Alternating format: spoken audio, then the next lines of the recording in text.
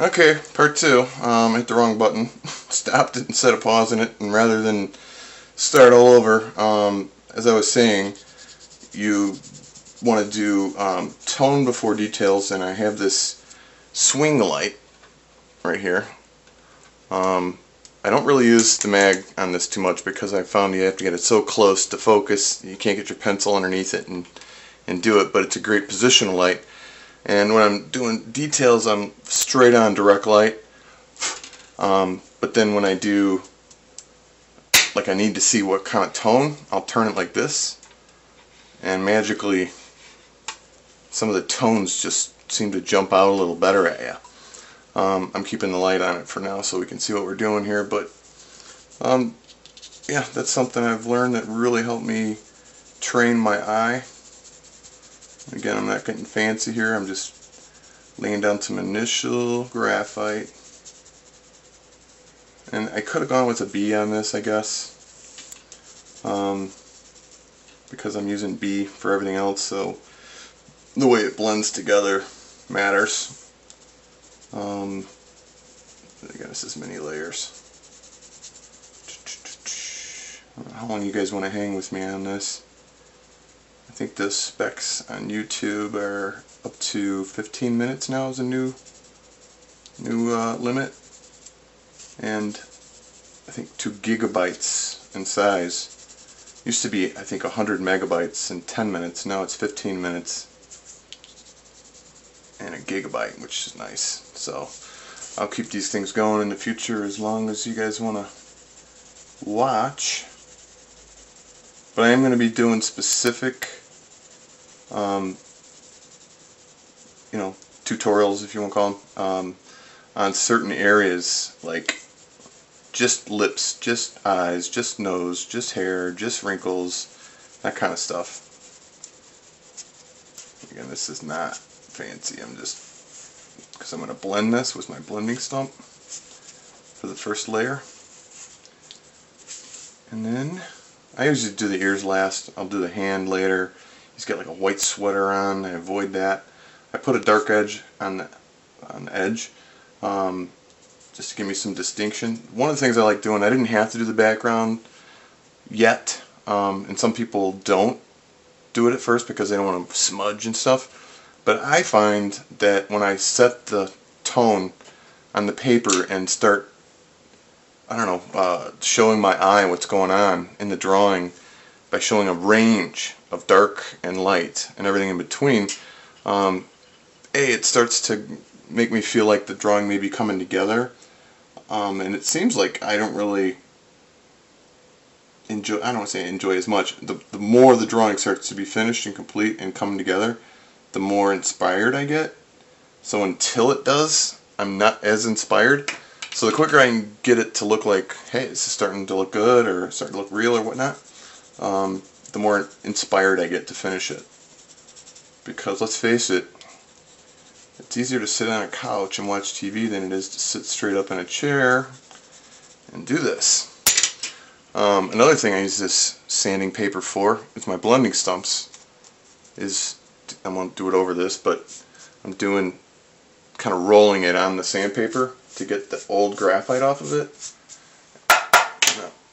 Now you could take that same old kneaded eraser and get some of that off, or you can swipe it on another piece of paper. I use this for getting sharp points as well, as far as also to borrow graphite for the blending stump as well.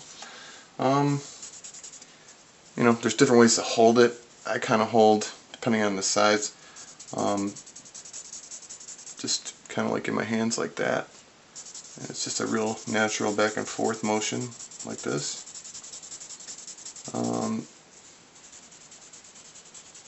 And again, I'm not grinding this into the paper tooth yet, because once you do that, it really won't accept any more graphite and it won't respond as well to other layers.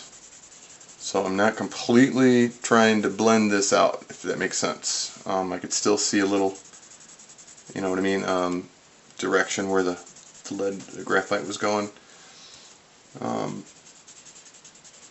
Because when I get into the darker layers, that, I will rub in more and blend more into the paper.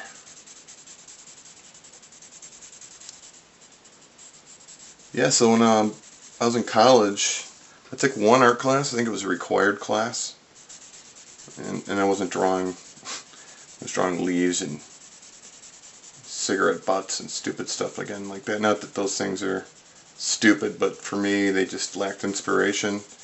Once I started drawing people, which is very hard and challenging,